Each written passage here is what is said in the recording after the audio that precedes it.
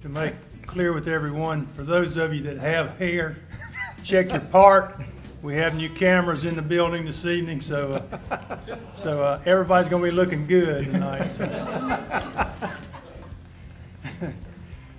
Good evening and welcome to our meeting. We will call our meeting to order and begin our meeting as always with invocation.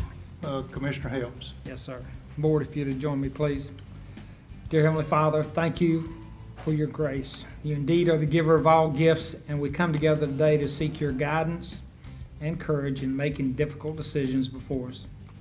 Be with us in our deliberations and give us guidance to do the best that is for the county and all of its citizens. Give us a wisdom to lead with integrity, that our decisions may reflect what is right for all involved. Please give special protection to our military, police, firemen, and EMS that risk their lives to ensure our safety. Finally, dear Lord, grant us the humility to always seek your will in all that we say and do. In thy name we pray. Amen. Amen.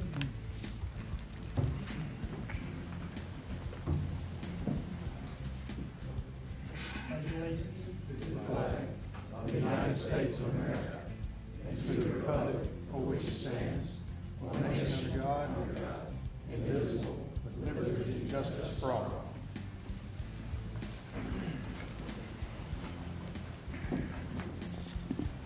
First item on our employee recognition this evening is award for outstanding achievement in popular annual financial reporting. Yes, Chairman and Commissioners, this is a, goodness, those mics work really well. This is a popular annual financial reporting that Union County does, and this is for the fiscal year ending June 30th, 2017. And I believe this is the third year that we have received this award, or fourth? Third year? I think it's the third year. There's 4 buttons on here. Okay, so it's okay, 4 years. Thank you for that clarification. And Kristen Climbey-Bear, if she's in the audience, if she would come forward, she was a staff member who prepared the report this year.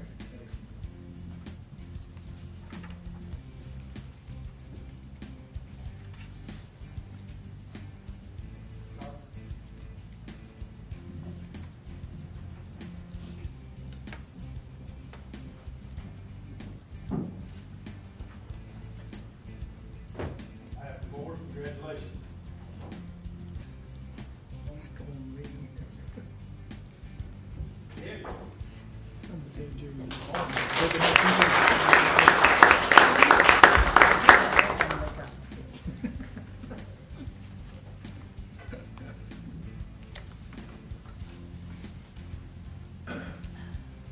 And our introduction of Facilities Division Director. Yes, if Christopher Boyd would please come forward. Right there. Please come to the, thank you. Chris Boyd joined us on June 11th as our new Facilities Division Director, and he came with us with quite a bit of experience. He has served as the Assistant Vice Chancellor for Facilities at the University of North Carolina School of Arts in Wilmington-Salem. And he was there since 2005 prior to joining us. And he was responsible for maintenance, renovation, and operation of 62 campus facilities. He has also developed and was responsible for the university's capital improvement program and oversaw capital projects totaling $120 million.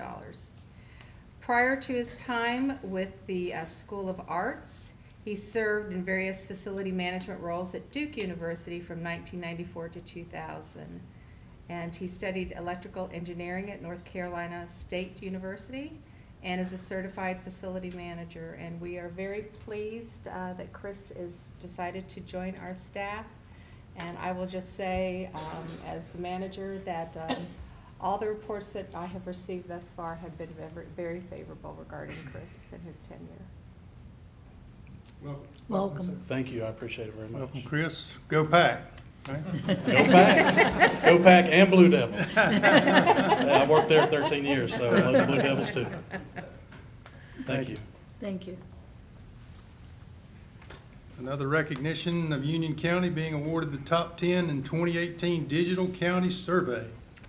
Yes, Union County placed in the top 10 of the Center for Digital Government and the National Association of Counties 15th anniversary,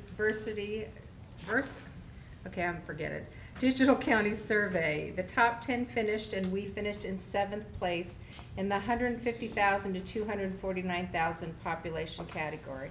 And if I could ask Carl Lucas to please come forward and accept this award.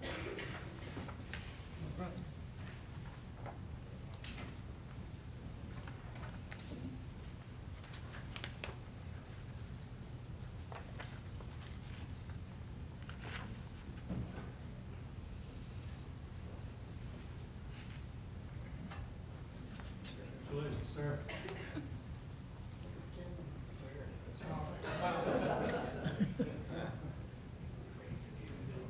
Great.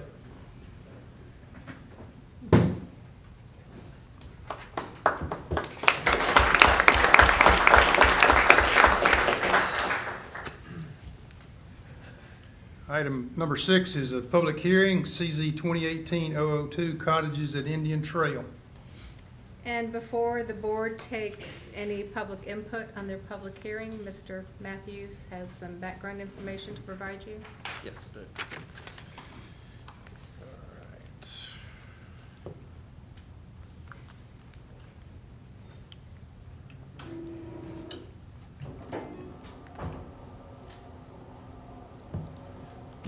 Good evening, board members. What you have here tonight is a conditional rezoning request for parcel.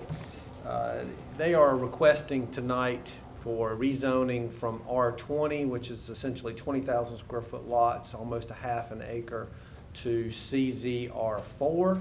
R4 would allow a 4,000 square foot lot. They are not asking for a 4,000 square foot lot. Their minimum lot size is approximately 6,000 square feet. But under the R4 district, you are allowed to have smaller setbacks up to 5 feet on side property lines. That is one of the reasons why they've requested the conditional zoning R4 category for that purpose. I've got just a short presentation in the applicants here, and I know they'd like to give you a presentation on their project. These are just some pictures of the surrounding area. What you see across the street, which looks like some grading activities, is actually another project, which I believe is also done by the developer, if I'm not mistaken. That is in the Indian Trails jurisdiction. That's actually in a project that was approved in Indian Trail. So what you have here is the outline of the project. It is 13.6 acres. If you read the staff report, it talks about 22 acres. The parcel here shown is actually 22 acres. However, the project itself will only be 13.6 acres. They are taking out a portion of that property and leaving it, I believe, with the original property owner. There's also a cell tower on that property as well. So the exact size of it is not shown in this because this is the property boundaries for the tax parcel and not for the parcel that they intend on creating out of the entire subdivision. I'll show you that in just a few minutes. Just to give you some highlights, it's undeveloped. The area around it has some development and also some vacant properties. It is actually mixed with some Indian Trail jurisdiction across the street and then unincorporated. Again, this is some zoning for the area. Currently, the zoning for that property and what's around it is R20. Indian Trail has some similar zoning as far as their area goes. And if you look in this area here, that is the parcel I was just talking about that is being developed by the current developer. That is the request for this. They're doing a similar project here. Just some features here. There is some water features, a little bit of a pond on the property. There are some streams that are adjacent to the property. And then some traffic information. Also wanted to show you the highlight what I was talking about before. You can't see the entire boundary, but this is actually the boundary of the property to be developed. This is where you have the original property owner. I think they're going to combine this with the property. This is the pond area, and this is where the cell tower is located. So this will be left out. This will be developed. 13.6 acres. It's roughly 3.99 units per acre density. because some of this is also being removed for right-of-way purposes, so that's why that density goes up just a little bit. The applicant does have some elevations they'd like to show you. But essentially what you have is a conditional rezoning request. The applicant has agreed to, number one, provide right-of-way for the future widening of the roadway. They've also agreed to follow the county stormwater regulations per our cluster development stormwater requirements. And they've also agreed to an additional condition that the planning board recommended, and that is for a right turn lane or a deceleration lane on the property. The planning board did meet on June the 19th. They recommended approval for this particular request. And I'll be happy to answer any questions you might have, and I know the applicant's here, so I'll turn it over to the applicant unless you have some questions for me. At this time, we will open the public hearing, and we have James Allen Lee to speak. Good evening, ladies and gentlemen. Thanks for your time. Appreciate your time to hear more about our project. Let me get set up here.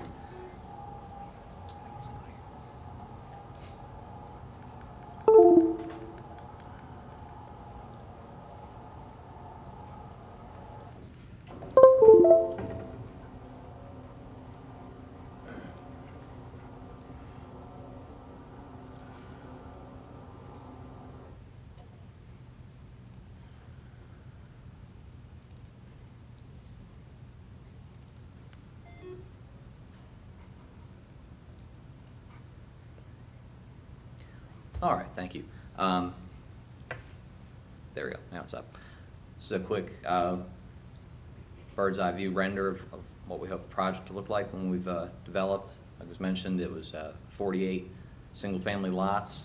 And click through a few slides here. Here was that representation of the entire property that was mentioned. That's the area that's being developed across the street from the other project that's currently under development. Some context here, headed north up to Monroe Road. The site is on the comprehensive plan located in the mixed residential area, which calls for similar densities of single-family development. Just a quick snippet there. It's roughly right in that area in this darker orange color. Here's a zoomed-in version of the current layout. This reflects what was mentioned about the turn lane taper here along Waxahachie Trail Road. We also had a suggestion and a request to have we have a trail into a wooded walking area back here for the enjoyment of the residents, and we have that at kind of the one end of the development to try to make sure there's no intrusion on privacy and things like that. There are several different on-street parking spaces here for, probably for mailbox and things like that. We have a driveway here to help get back into the current residents' house. That was one of the things that they wanted to have, which sounds fair. And any other questions on just the layout or overall? I have some information more about the project and some elevations of the homes, but didn't know if there were any questions on the layout specifically. I'm not sure I caught your name. Sure. Sorry, Michael Thieberg with Bowler. Question, Richard? Yeah, I noticed that with 5-foot setbacks, so your dwellings are going to be 10 foot apart, is that correct? Yes, sir. And I notice you also do not have access from the back. How are you going to provide fire service access to the back?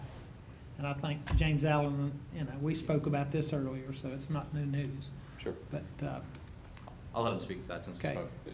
Rich, I contacted, this is served by Stallings Volunteer Fire Department, and I contacted the fire department. They directed me to the fire marshal's office, and I met with Steve Rigoli Kevin Rigoli Friday, actually. He had been at a structure fire, and I got in with him. We're going to do two things, and we addressed with them. First, we had talked about placement of the HVAC units. Yeah. And it was already a requirement on the project they're doing across the street to have the HVAC in the rear of the buildings, and they're going to carry that over here. I know we had discussed several different things there, but they will be in the rear of the home, so it won't be in between. And I was talking to Kevin, because we had talked, and he told me that they keep a 200-foot pre-connect line on every truck. And he said they're not going to drive a truck between the buildings. They're not going to take them off of the pavement, ambulance or fire apparatus truck, because of the weight. It might get stuck and they don't want them there. What his concern was is he said, what building material are you going to use when you're in there? He does not want vinyl siding. He called it solidified gasoline. These will be a fiber concrete board that is retarded. He said the response time there is typically in the 5 to 7 minute range. He said if a fire started in one of these, and he was looking, I showed him the floor plan layouts. He said if it started in the kitchen, which is typically where one would start, he said it would come out this window on the side would be the first to blow, come out. He said if you had vinyl there, it would catch. He said, you know, but if you have some fire resistant material, which again, the applicant is that is their intention, and they're fine to make that a condition of the plan that they use. Is that fire hardy board? retardant. That is a trade name, so I don't know if it's specifically that, but it's, yes, an equivalent product. And I think on the property across the street, you committed to brick, which is even better. I do not know what the commitment was there. I can ask. It was a combination of the hardy siding and some brick. These will also be that way. They will not be all siding. I can click to those if you wanted to see some of those elevations here. Here's an example. Here's some stone, you know, treatments and facing, and then that other siding material, the fiber material. But again, the HVACs will be located all on the back, and we will have some fire-resistant material for the siding, not vinyl siding.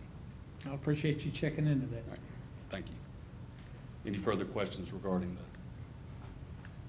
fire portion of that? If not, I'm going to turn it back over to Mike. He's got it.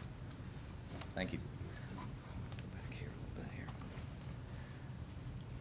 Any other questions on the layout? Otherwise, we can just go over other few quick things and goes back to those elevations. Hearing none. Quick summary, you know, we've been with the planning board, community meeting, really haven't had any negative feedback. We did have the request from the planning board to add the right turn lane taper to try to address some transportation concerns, which we've agreed to do. We are providing for street network connectivity to the future in the north and the south, requested by staff. We are providing 50% larger lots than are required under the proposed zoning, which was mentioned, and the water is in the Catawba Basin and is from there and drains back to it. The school districts, although this is an age-targeted development, so there wouldn't be expected to be very many, if any, school-age children in the development. All of the schools, in kind of looking out 10 years from now, after talking with UCPS, were in the 75 to 85% capacity in a 10-year range. So there weren't really any concerns or issues noted there. Again, here's a couple of the elevations for the project that we had.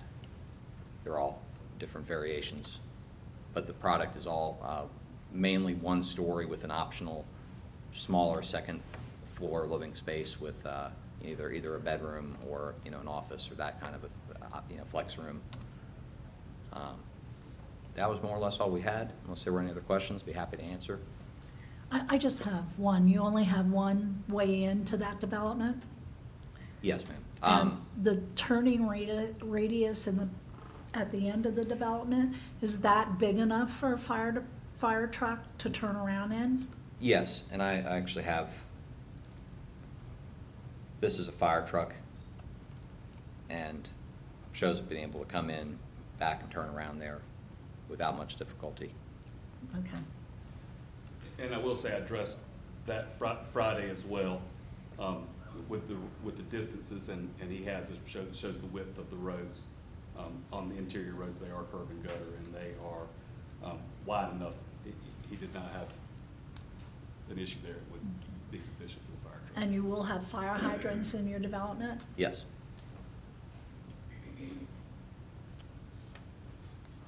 Thank you.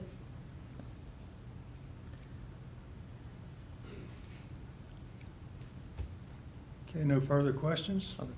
And if there were no other questions from the board or the public tonight, and if it was deem fit. We'd appreciate, if possible, a vote on the project tonight, given there was some issues notifying for the last hearing on the project. I think it was originally supposed to be on 2 weeks ago, and there was just a notification mailing that didn't go out that had pushed us to here. So I appreciate that consideration if at all possible. Okay.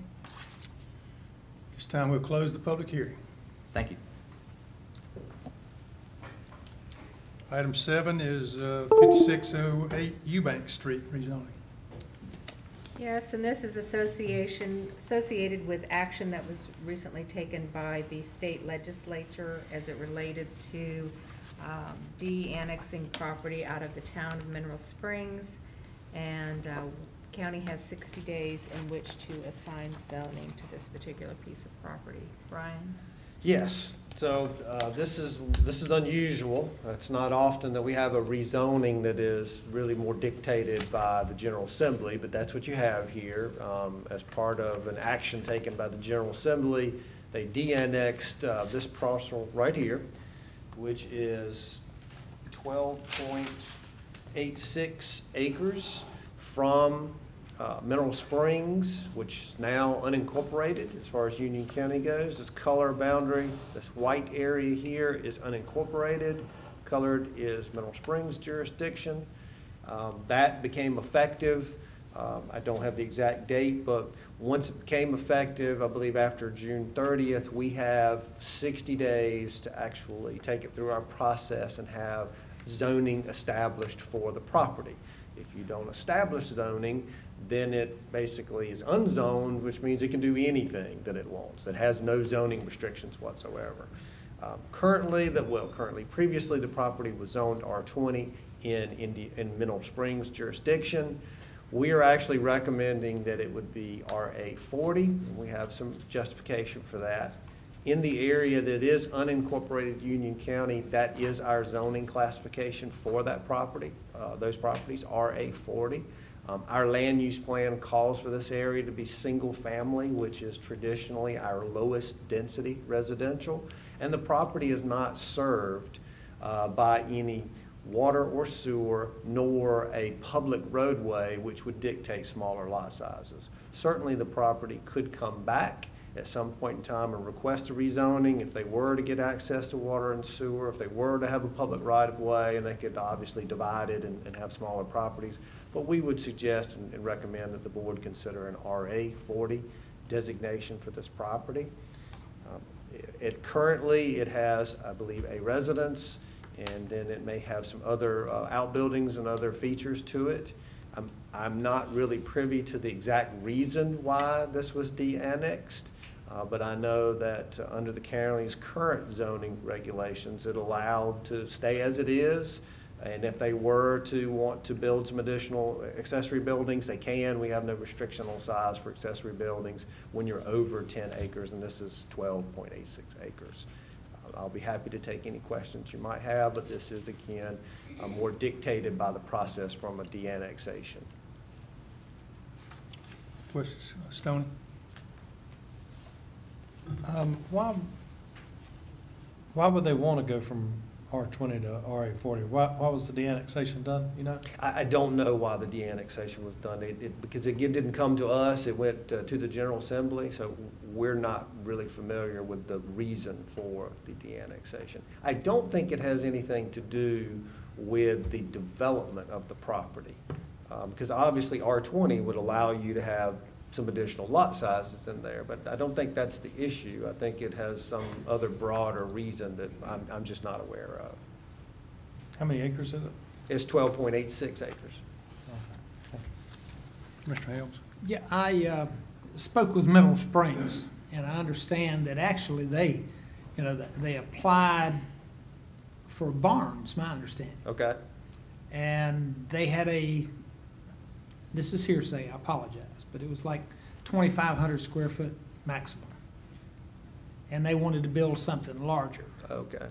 I assume there's no limitations on an RA40 on the size of the barn can be built. As long as you have 10 acres or greater, you have unlimited size for accessory buildings. Whether you call it a barn or garage or a man cave, it doesn't matter. You can have as much as you like. And there are some other outbuildings on this property. Again, we have no restriction on number or size when you're over 10 acres. It doesn't apply to your 40%, does it? Well, at 12.86 acres, take a long time to get 40%, yes. Is the dotted line, is that the That is the access. access? Yes, sir, that is correct.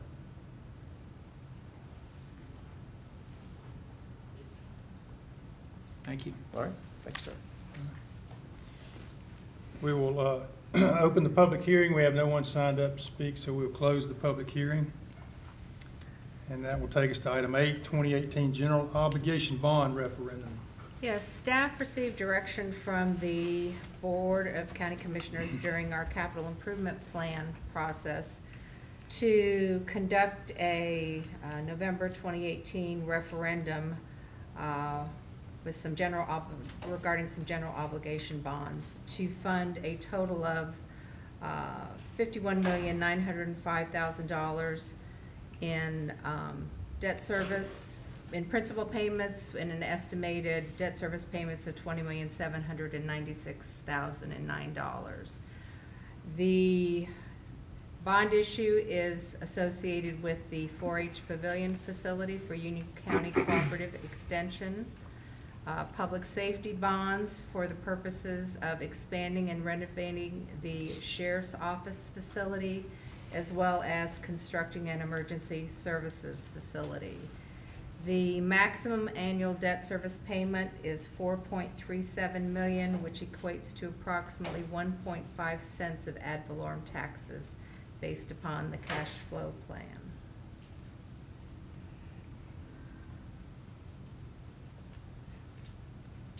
Any questions? We will open the public hearing. We have no one signed up to speak, so we will close the public hearing. And that takes us to informal comments. We somehow don't have our sheet. Is there anyone in the group that would, or the audience that would like to speak informally? Mayor Deese, you have 3 minutes. Good evening. Thank you.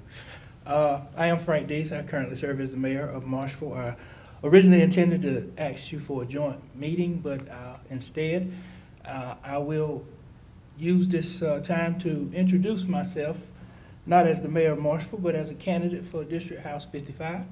And I hope when I am elected to the General Assembly, we can work together to make those jurisdictions in District 55 in the county as prosperous as other parts of the county.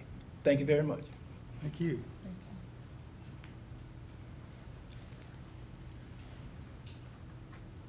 That now takes us to our additions, deletions, and adoption of the agenda. And I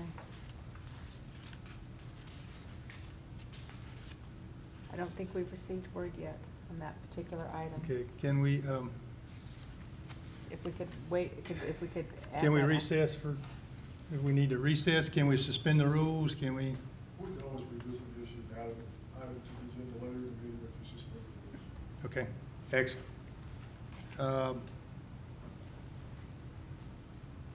Mr. Helms? Yeah, I would ask that we move item number 13 to new business. That's reference to the security guard for the Monroe Library. And also in item number 35, it's got multiple sections. Section 4, I'd ask for it to be removed from tonight's text amendment. Brian and I have spoken about this. I think there is some clarification that we need to do, plus look at what our options are. So I'd ask we remove section 4, Roman numeral 4, from item number 35.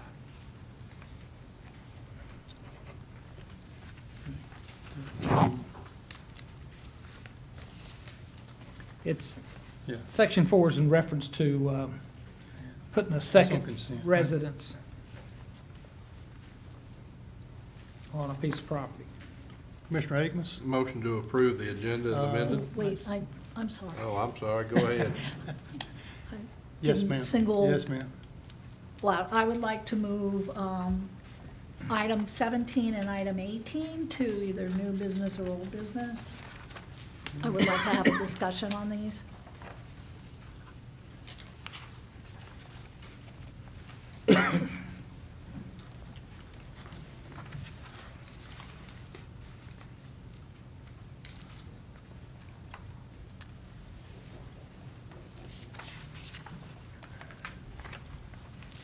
Okay, we'll make 1737A, make 1837B, and Richard will make your security issue 38B. I would ask a couple of items be added. I would like to add the cottages at Indian Trail as item 38A, and I would like to add an item 37C. I'd like to revisit the, I'm not sure if it's an RFP or an RFQ, but the request for input on our countywide water line extension effort.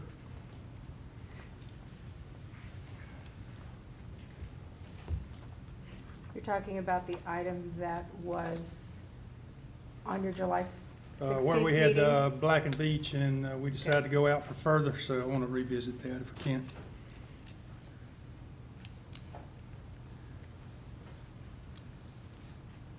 Commissioner Akins now? I'll restate my motion. Yes, yes, sir. I forgot to ask, could the item for the rezoning on the property that was de-annexation be considered by the board? Since this is a time-sensitive item, I apologize, I forgot to ask for that to be made. No problem, we'll make that 38C. Thank you, sir. Are you Okay. sure? Anybody Anybody else want to add anything to this agenda? Motion to approve the agenda as amended. All in favor say aye. Aye. Motion to approve consent as amended. As amended. All in favor say aye. Aye. Okay. That will take us to old business.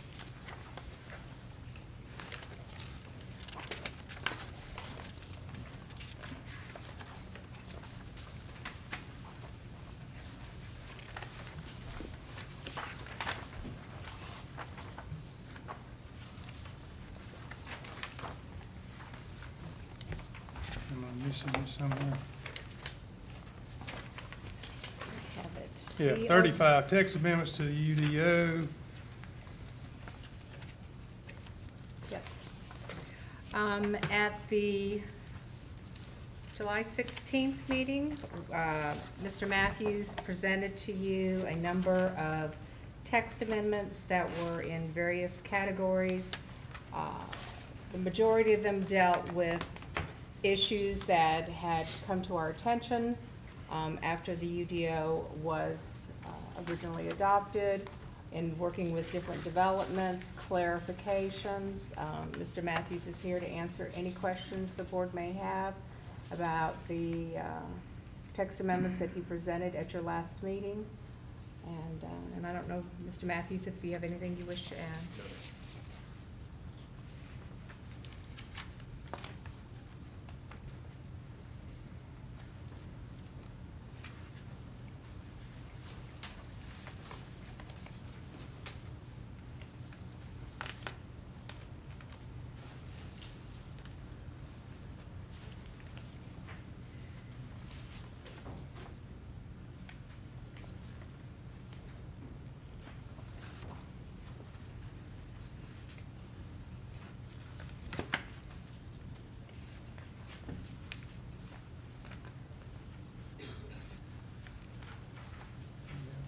Motions and consistency statements.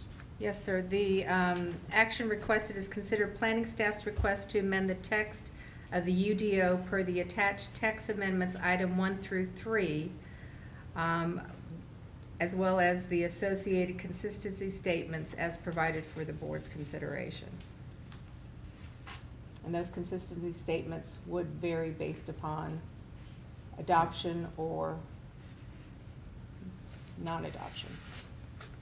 And I believe they have been provided to the board in their agenda package.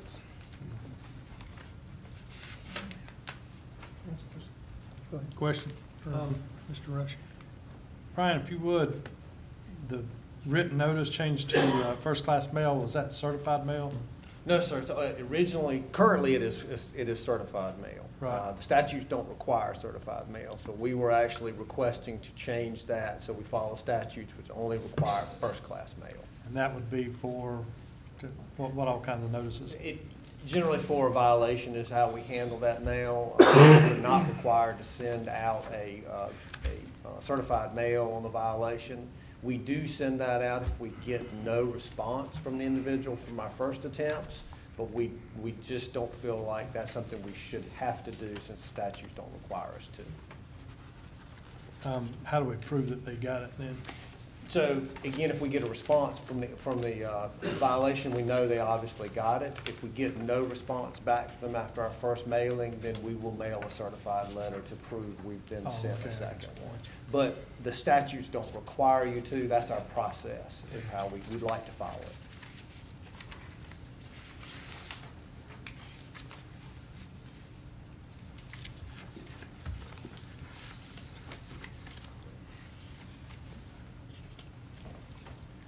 I will, are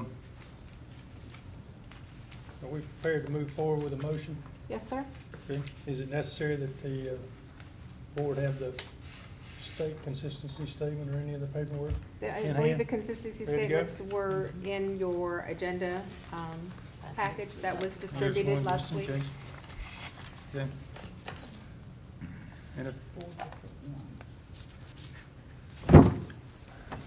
okay, I'm a little bit confused. Did we not remove the I did, I just said, a- I said 1 through 3, so yes, you would remove four, text amendment. total of 4 was removed, Yes, correct? sir. Okay. So my motion is to amend the text of the UDO of items 1 through 3, along with the accompanying consistency statement. Is that sufficient motion? Yes. Discussion.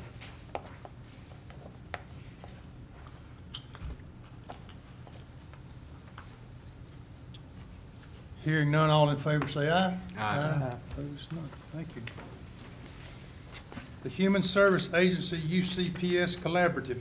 Yes, Ms. Lancaster, the Assistant County Manager and also the Human Services Agency Director she and her staff have been working with Union County Public Schools as it relates to the direction we received in the budget, as it relates to school safety and the overall mental health of our students, and she has a presentation to give you this evening. Chairman Simpson and Commissioners, I'm here tonight to provide a brief update on our progress for the Union Services UCPS Collaborative. You will recall that UCPS requested additional school social workers and mental health therapists as part of their FY19 budget request. The board provided a portion of the requested funds to UCPS for components of this request and provided additional funding through Human Services to add additional staff in terms of social workers, school social workers, and behavioral health therapists. Following the adoption of your budget, I identified a staff team to put together options for how we would implement this new program. And tonight I have in the audience staff that I would like to recognize. Cheryl Bowers, a Human Services Evaluator with the Human Services Agency, Elisa Edders, who is our Program Manager for Foster Care and Adoptions, and Elaine Holman, who is a Public Health Nurse. And these three ladies have done a tremendous amount of work while continuing to do the jobs that they do on a regular 40-plus hour a week basis. And they did this with a spirit of enthusiasm and really put together some really good options for me to consider and how we would implement this program. And I want to publicly thank them for the work that they did. I also want to thank their managers who are here, Ashley Lance, our DSS Director, Dennis Joyner, our Public Health Director, and Janet Payne, our Assistant Director of Human Services, as they have allowed them to be engaged in this work, and they themselves have been very engaged and excited about what this program will look like going forward. I'm going to take just a few minutes to go through some of the things that they have identified for us as staff and in working with the UCPS staff and thinking about what our system should look like in terms of giving supports to the children and families that are students in our school system. And this slide really just shows you a backdrop of the issues that we feel like we're trying to deal with. And unfortunately, this isn't a unique situation for Union County, as I'm sure you're all aware of. This is really a national crisis that we're dealing with in terms of meeting the mental health needs of our students, getting them connected to the resources they need in a preventative and proactive way, and not simply reacting to some of the horrible tragedies that we've seen in the country. The solution that we've put together is one that's really built on teamwork between our staff and the UCPS staff. Again, our 3 staff members and their supervisors and managers have engaged with UCPS staff multiple times over the last month to come up with an approach that we think makes sense, that provides additional staff through the resources that the board has already approved, increased awareness and education with a true focus on prevention. For this collaboration to be successful, we realize that both UCPS and the social workers and behavioral health therapists that will be part of our agency are going to have to use the same referral process, same workflow procedures, same treatment options, so that we're giving consistent and effective approaches to all the schools and all the students and families that we interact with. One of the things that I think is really important for everybody to understand, the board and the public and the community at large, is what you've provided to us is about $1.6 million for funding staff. So what the staff looked at is what the national recommendation is for how we approach social work in schools. And the recommended ratio is a ratio of 1 to 250 students. And you can see from this chart, we are a long way from that. We actually took a more conservative approach and said, what if we staffed 1 to every 500 students? And that would require us to have 83 social workers in the school system here in Union County. Currently, they have 6 staff members. That would require 77 more social workers. The $1.6 million doesn't go quite that far. It would take us $6 million to fund that entire package. So I don't want anybody to think that we're going to have a social worker in every school for every student. We are going to make, I think, a tremendous growth in this area, but we still have a long way to go to meet that recommended ratio. What we're moving forward with and what we're asking you tonight to approve with the staffing model is a needs-based pilot model. We will hire additional social workers and behavioral health therapists, put them in place based on what the data tells us. We are awaiting data from the school system regarding attendance, discipline, current referrals to social services, and we're going to meet with them and identify the highest needs in the school system so that we can make those decisions about where the people need to be with the highest needs that we have in the community currently. The other thing that we're going to add, I should add to that last slide, is we're going to implement a survey early in the school year, the first week, to give us some additional baseline data that will help us in making these decisions and making any changes that we feel like we should make during the year. This slide simply provides a description of the process that will be implemented to follow this needs-based model. I'm not going to read everything for you, but this is really laying out what our consistent practice is going to be for the social workers that are already in UCPS and the new staff that we'll be hiring. As the data is analyzed, resources will be distributed to the clusters with the most need. I want to point out to you, these are the UCPS clusters currently as they stand. Monroe and the Forest Hills clusters do have additional grant-funded resources aside from the 6 resources that are assigned to the entire school system, and we will consider all of that in our decision about where we place our resources. This is simply an illustration of what the organizational view will look like as we make these decisions. The positions that we're requesting include a program manager, the social workers, and the behavioral health therapists. This program manager is going to report directly to the Social Services Division Director, Ashley Lance.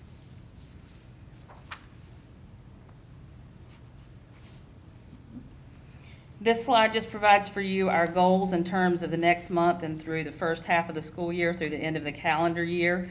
I'm pleased to let you know we posted our school social worker position this last week, And we, as of today, around noon, had already 30 qualified applicants for the school social work positions. So this, we are hearing a lot of noise about this in the community. There's a lot of interest in this new program.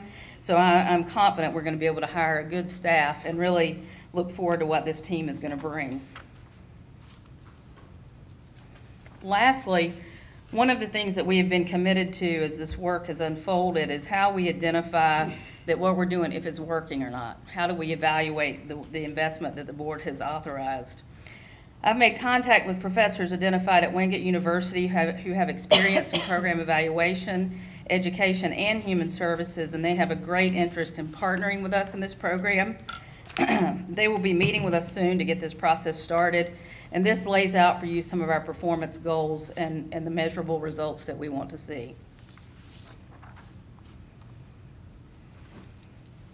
We have more work to do, specifically identifying our staff, interviewing and recruiting, and we'll have to do that in short order to ensure that we have staff on board for the first day of school. Data review and decisions, as I mentioned, we're waiting on data from UCPS that I expect in the next day or so, and decisions that will be made regarding where the new staff will be placed, our evaluation development along with the Wingate professors, and more research on our funding opportunities and if there are opportunities for us to leverage funding other than county dollars for these positions. And tonight I have before you the action that's laid out for the approval of positions, as well as authorizing the county manager to approve an MOU regarding implementation of this program. I'm happy to answer any questions you might have. Mr. Helms. I know that early on in discussions on this, one of the concerns is how we can work together with UCPS. Yes. And I didn't hear you describe that interaction. Maybe it's, you know, I missed it, but I apologize if that's the case. But do they concur with your approach? Yes, here? we have engaged with the superintendent and his staff, particularly the school social workers that are already in place, and they have provided feedback along the way. I met with the superintendent last week and laid this out for him. I provided him this presentation today so that he could provide it to his board. In terms of how this really is going to work, a lot of that is to be determined because we've never done this before. But you know, one of the things that we agreed to when we brought this to the board during the budget process was we're going to be meeting on a monthly basis for the first 6 months. We're committed to meeting on a quarterly basis going forward, but we're going to be spending a lot of time together. And so we're all, I think, on the same page right now in terms of getting the resources on board, using data to make our decisions, and continuing to use data to evaluate the program, but also to make decisions about where the highest needs are and where the highest and best use can be of the staff. Okay, thank you.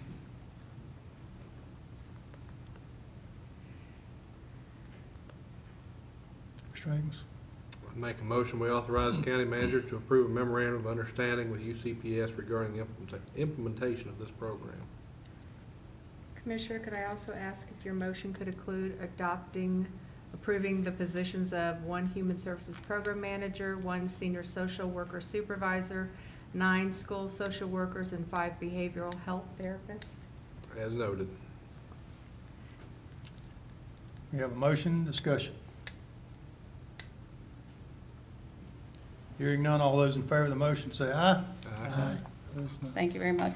Thank you, Michelle. And we heard earlier today some evidence, some survey evidence that indicated that Union County employees were willing to go the extra mile to see that their job is done.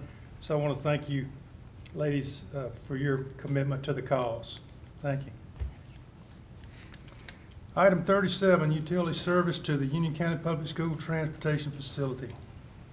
Chairman Helms. Yes, I'd like to understand this better. I know the schools have been told we can't do that. I don't know that this board has made that decision.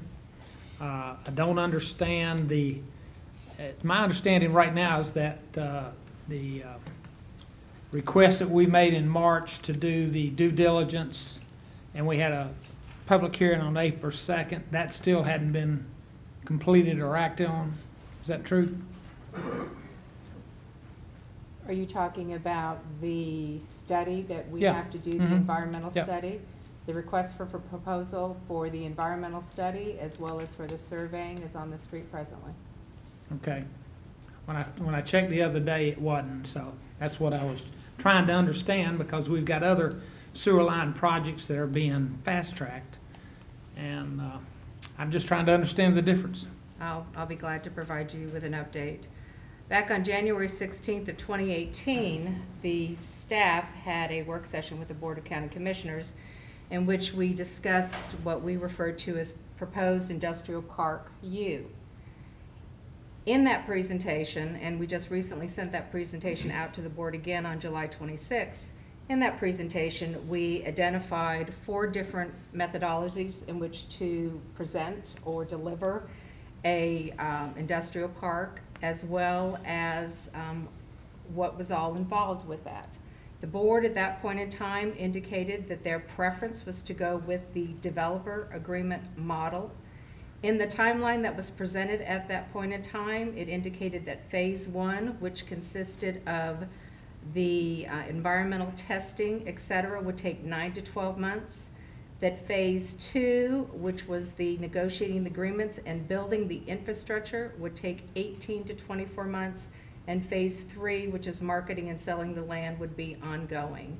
At this point in time, staff is on schedule with respect to the presentation we provided to you in January. I had a number of discussions with the superintendent when the issue of the transportation facility would come up, that we could not meet their timeline. Mr. Rushing, Mr. Simpson, and I met with board members from the school board as well as a staff member, and indicated that we were unable to meet their timeline. I had even represented to Ms. Heintel back in January we would be unable to meet their timeline. So this project is on schedule with where it originally was. This project is separate and distinct from the bus garage, and as we shared with the Board of Education, their most expeditious manner in which to obtain service would be through the City of Monroe. I think where our differences of opinion is that I totally agree with what you said about the commercial project. But the bus garage, last thing I heard, they was going to spend like $500,000 to connect with Monroe, and then the ongoing fees that Monroe charges, which are a little larger than ours. But my concern is that providing water sewer down through there and accommodating the need for the bus garage. One, I talked to several of the school board members, and 2 years they're not going to have a bus garage available for 2 years. We talked about Pumpkin Hall as an opportunity to.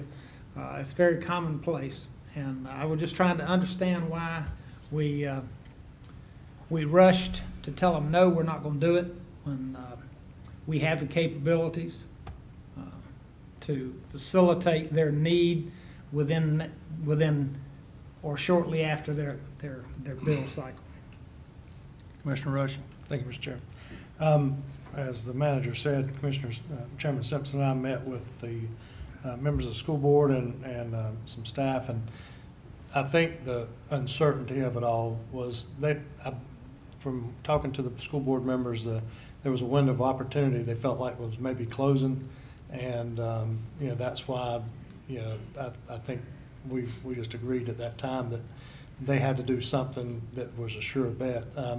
You can only get a 6-month pump and haul permit, and then it could be possibly extended to 12 months, but there was a lot of uncertainty. There's so much uncertainty surrounding it that they needed a sure thing, and the only sure thing they had at that time was City of Monroe. So I think was the consensus, when we were there.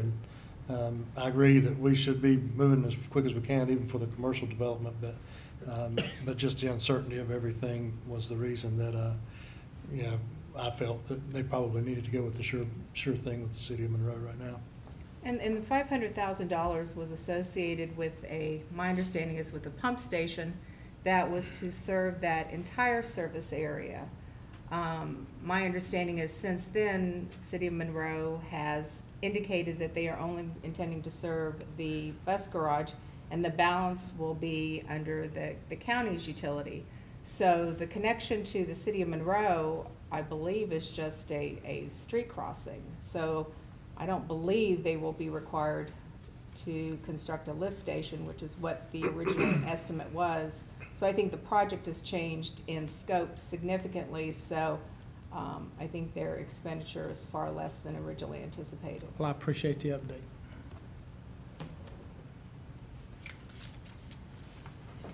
Takes us to item 37A, item 17, Ms. Harrison. Yes, and I kind of lumped 17 and 18 together, and I'm not here to bash anybody over the head with what happened. I mean, I talked to the manager about this. I will say it was a pretty expensive learning opportunity for all concerned. My concern, so I'm not saying we should not approve and do the actions, is can we put some policy in place that this doesn't happen again? It really looks like there were a lot of different task orders, and for whatever reason, the vendor decided to lump them together. And Jeff, if you had to tell Cindy, I don't, you know, I'm surprised you're as tall as you are. Go right ahead. Yes, ma'am, and I agree with everything you said. We have procedures in place as agenda, the item 17 is part of the protection in that process. So this happens very infrequently. In this case, it was an oversight. The money is available, so it didn't cost any more or less. So there wasn't, in this case, a loss of funds or anything. It was a contracting snafu. So I've had a long conversation with the folks that are responsible for this, and we will most certainly keep up with and ensure this doesn't happen again. But the internal control process worked as it should. The staff payment was denied, hence why 17 is on your agenda. So we do have process controls in place to ensure that we don't pay contracts that are so, and this is the end of that step of that process to correct that issue. Okay. But we absolutely do agree that the work should not have commenced without the proper authorization. And yes, I mean, as you and I talked about yes. quite a bit today, Yes. so. So they did the work and then billed us before we ever had discussion on it. What occurred is this is part of the construction of the Human Services building, and there was a little confusion because the same company that provided the AV equipment in the Human Services building provides our county-wide contract as well. So there was a review of that contract and an assumption made that because we had a contract existing, that there was sufficient capacity within that existing contract. That was not the case. So the work was authorized and done at the Human Services building without having sufficient authorization in the existing contract for the county. So what your item 18 does is amend that contract to allow and provide sufficient space to fund the Human Services building. So it was a little bit of confusion because we have the same company doing work on multiple projects within the county, as well as the capacity within that contract. So it's two projects going on at one time. Again, a little bit of confusion amongst the contract manager. And like I said, we've had some conversations about how to correct that. I got more gray hair looking at that. I did. But I did talk to the manager about it. So I do make a recommendation that we approve for 17, we approve the payment. Do we have a motion? Further discussion?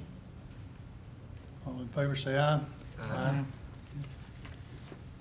Takes us to 37B, item 18. Ms. Harris. Yes, same thing. I mean, I looked at the number and then I looked at the next number and I said, wow.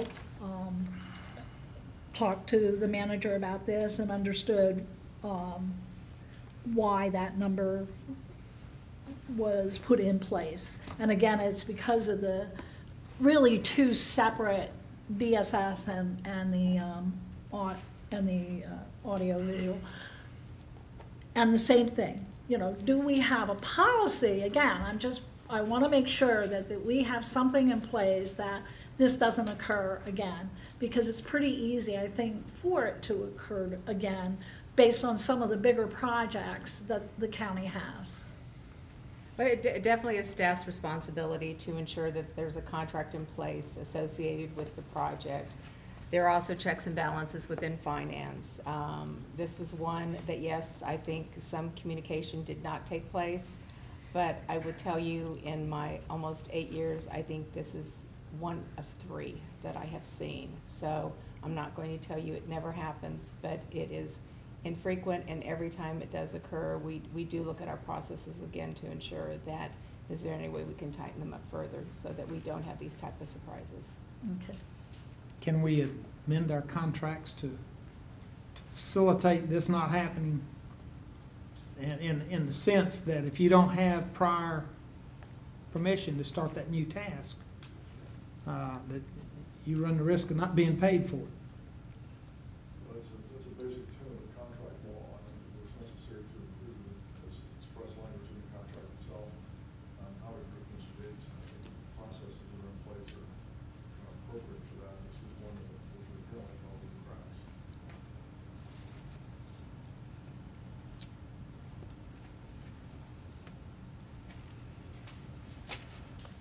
Further discussion?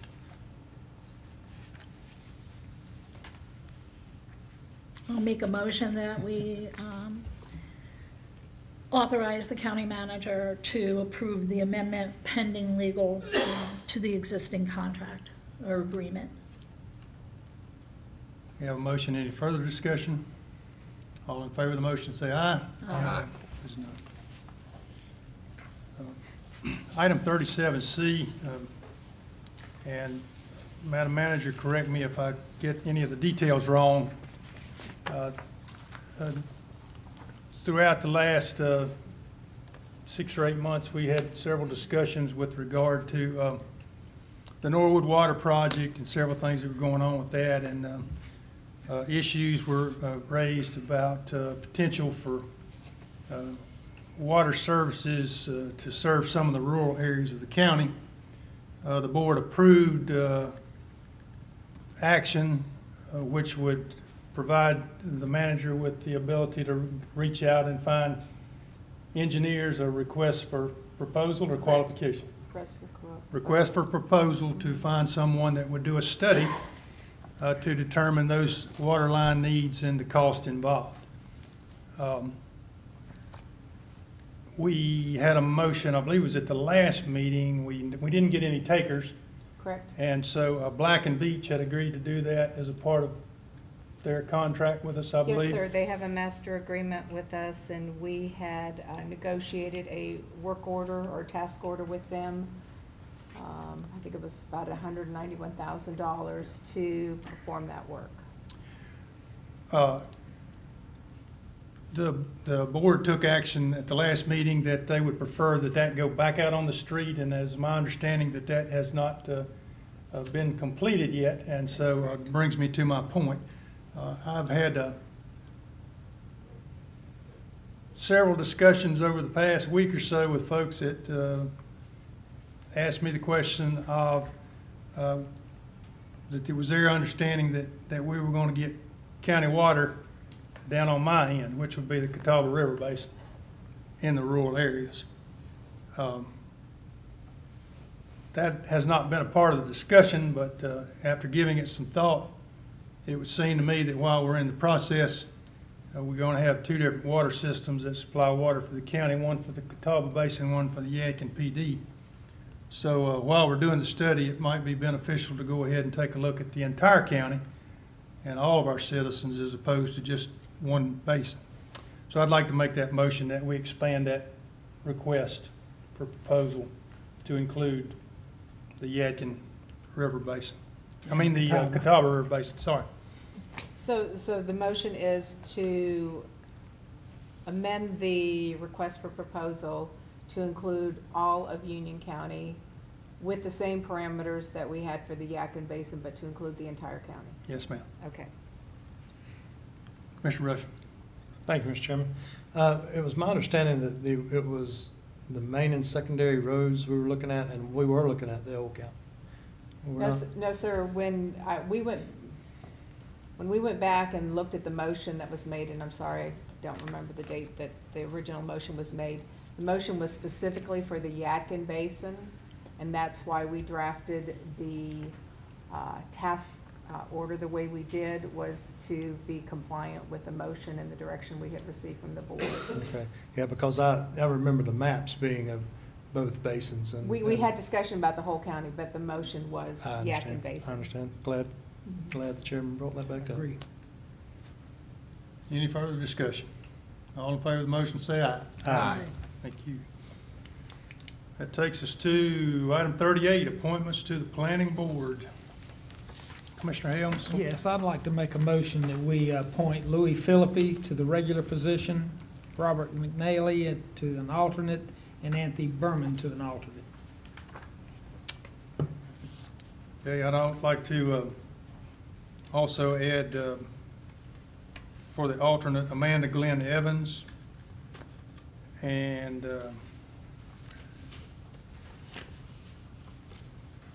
Patrick Christopher. And I'd like to make Anthony Berman as an alternate. Okay, I believe That wasn't Commissioner Helms, you Yep. did. We had Anthony on there.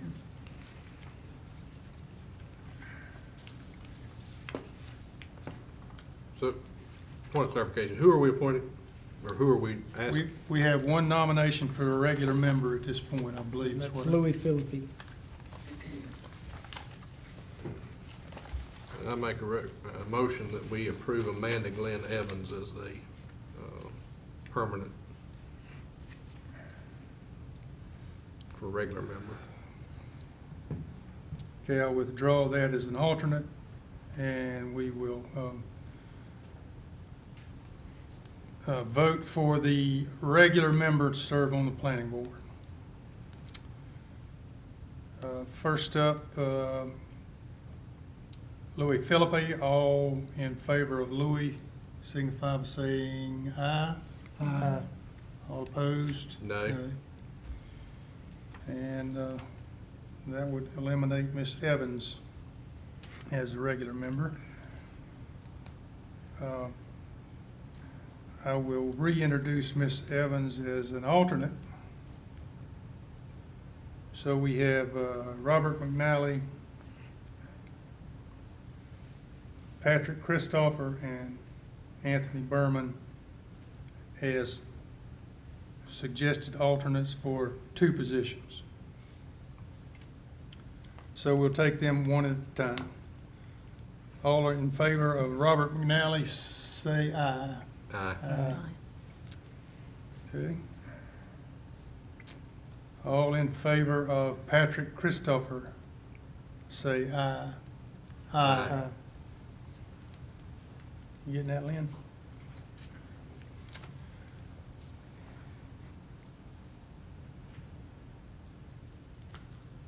All in favor of, I thought we appointed that, that's all 3 positions filled, didn't it? I don't Believe it think would so. be. I believe it would be. Yeah. We got Louis Philippi as your primary, and Patrick Christoph was one, and Robert Robert, McNally. I'm sorry, you're correct. My apologies. Thank you very much. Brian, you have any comment? You happy with that? Very good. Good to have a full board. There you go. All right, county manager's comments. Oh, no, I'm sorry, we got 38. Here we go, cottages at Indian Trail, 38A, I'm sorry. We got a couple more. One more. We do? Didn't want number 13 off the 13 consent? we're supposed to do. 13. 13 was the Civitas. security Security officer. guard. at the I'm sorry, library. that's 38B. Okay. Yes, you're right. 38A is cottages at Indian Trail.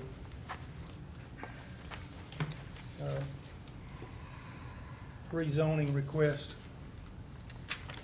Yes, the action requested, oh my goodness. Brian, did we have the consistency statement for? We do. We do? Okay, thank you, Lynn. So we need a motion to approve with and adopt the consistency statement? Yes, sir. So moved. We have a motion, any discussion?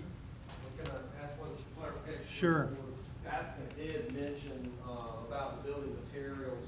You would need to stipulate that that's a condition if you wish to make that a condition. They offered it, but that was not in the proposal, so you need to amend that if you wish to have that in there. Yes, including the building material that was offered by the builder. Do I need to state it any other way, or? No, we got it. Okay. Fire resistant and not violent is what I heard. Okay, motion, we have a motion. Any discussion, further discussion? Hearing none, all in favor say aye. Aye. Opposed, none. Nay. Oh, one nay, I'm sorry, Richard. Aye, please. Didn't mean to put words in your mouth. 38B, security issue. Item 13 was to provide security for the Monroe Library. And it is a security service, an armed security service for the total of $48,440 a year. After looking with the support documentation, I could not find a requirement for the skill level of the individual that would be there. I see that we're going to provide them uniforms, and that the security officer, they're not to intervene in any way, and they have to never have their weapon out of the holster. The situation down at the library has some challenges with drugs and some challenges with individuals that do not have a home. My recommendation is that we utilize the sheriff's deputy. I've spoken to members of the library board. I've spoken to the management down at the library. Their preference is the sheriff's department. I've spoken with the sheriff and also the chief deputy, and we're looking at maybe $52,000 instead of $48,400, so about $3,500. These individuals provide an outstanding example for the young people, because a lot of parents drop their kids off to do study and things like that. And them to get to know these deputies that we have in Union County and realize they are good guys. I think that's important, so I would recommend that we utilize the sheriff's 2 part-time deputies. And I know the previous deputy, Mr. Whitaker, has an interest in continuing. He enjoyed working with the young people. The sheriff says that he can accommodate that, and I'd make a motion that we, instead of using the security system, we use our fantastic sheriff's organization. Okay, we have a motion, discussion. Commissioner Rushing. I just want to say I'm in support of that motion. Just through what I witnessed there personally, spending more time at the library during the early voting days, it's definitely needed to have something with teeth there. I think dropping your kids off at that location, saw a lot of ambulances, law enforcement coming by as I was there. So it's I think that's a good idea to have deputized individuals at that location. What's the current security there? None right now. Not right now, none. That was what I was gonna say, that I went to the committee meeting, and since July 1st, there hasn't been anybody there, and they've had to call on numerous occasions, which is, concerning that we have no one, and by the time this other one gets in place, it may be another entire month. I am supporting Commissioner Helms' motion. And just for clarification, the reason there was no one there is when we met with the sheriff during our budget discussions, because they are his deputies and he does have to pull them off to serve other duties where the security guards are there at all times. He agreed that that was fine, and on July 1st, he did reassign Mr. Whitaker immediately to other assignments. And so we did not have the same overhire that we have had in human services with the deputy that is phasing out over there. So how are we going to guarantee that that doesn't happen in the future? Well, they are employees of the sheriff, and so if he needs them elsewhere, So you're gonna be back to square one. My conversation with the sheriff is that they hadn't been pulled out. It was only 20 hours last time.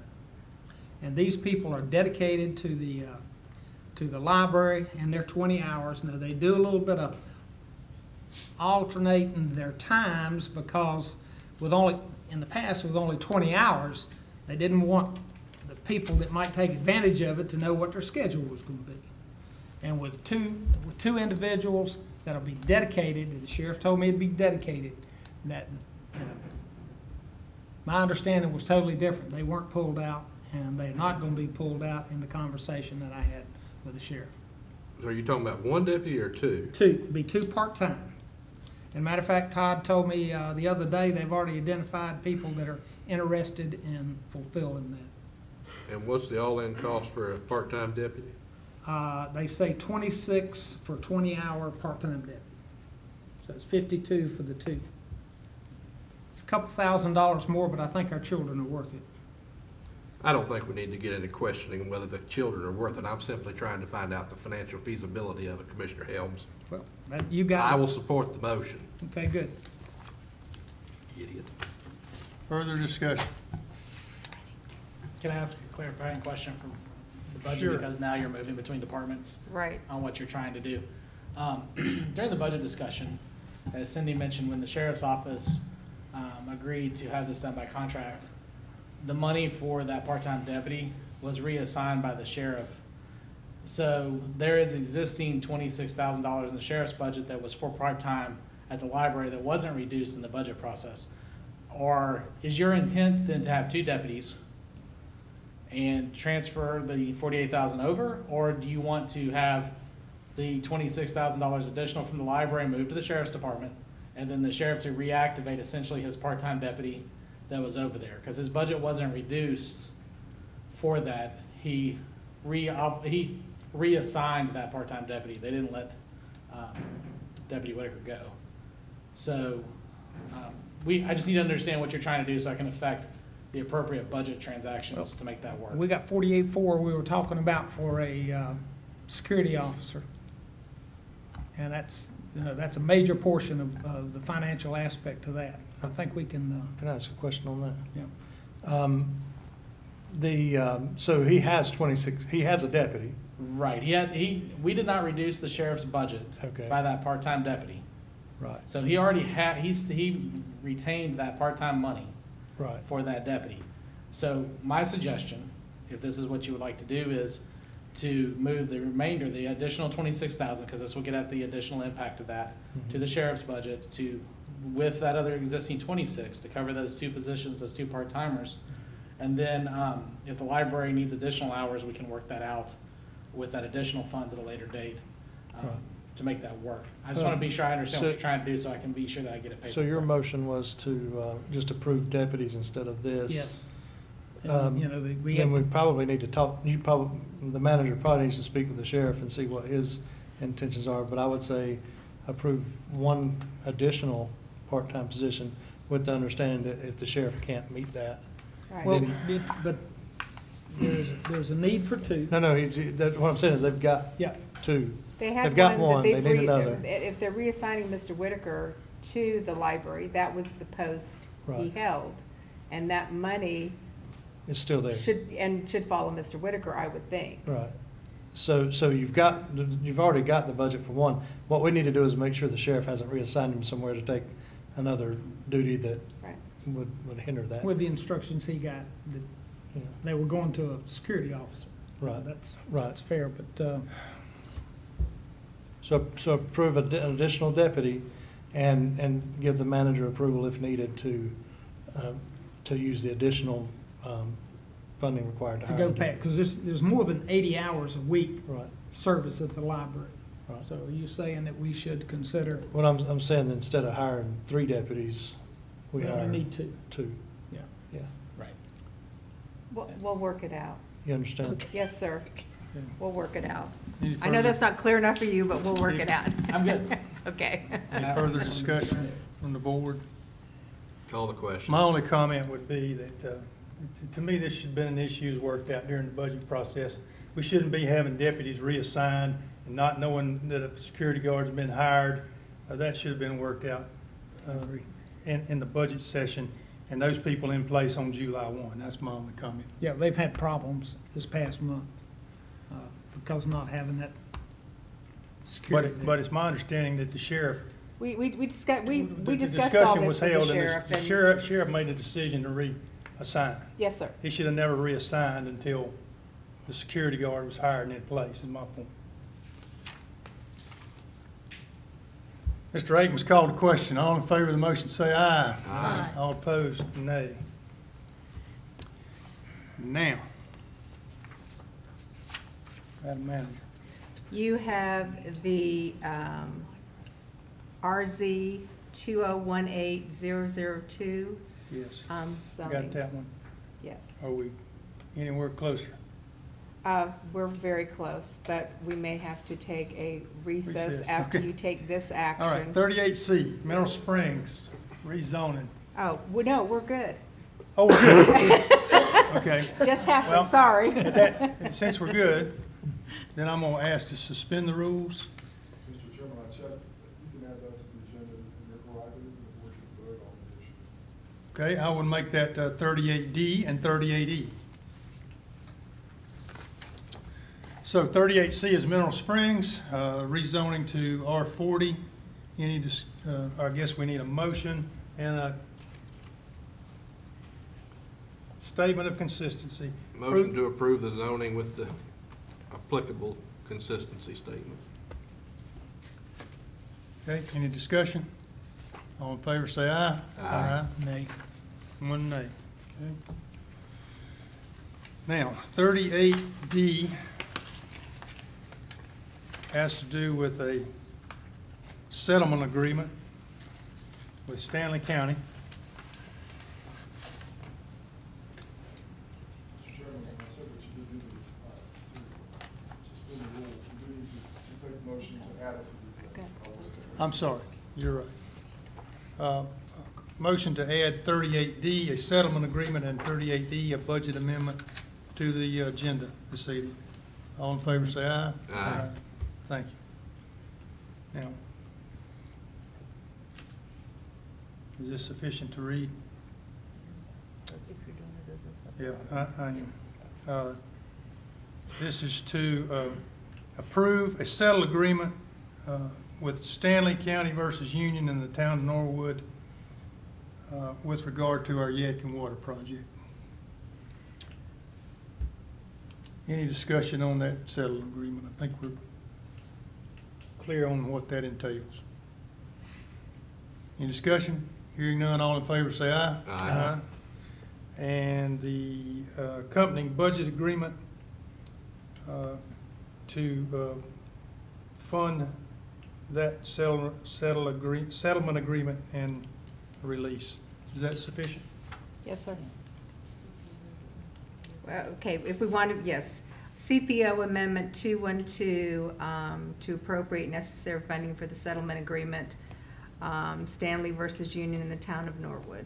And it's budget amendment number 4. All in favor of the motion say aye. Aye. Opposed, no. Thank you. Now, your comments. Well, considering that we have been meeting since 3 p.m. this afternoon, I have no comments. Mr. Hales. No comment. Commissioner Rushing. No comment. Mr. Harrison. No comments. Commissioner Akins. No comment. Mr. Simpson. My apologies for trying to speed us along since we've been here since 3 o'clock, and we got a little flustered there and got a little out of order, but at any rate, we made it, and wish everyone a good evening. Motion to adjourn. All in favor say aye. Aye.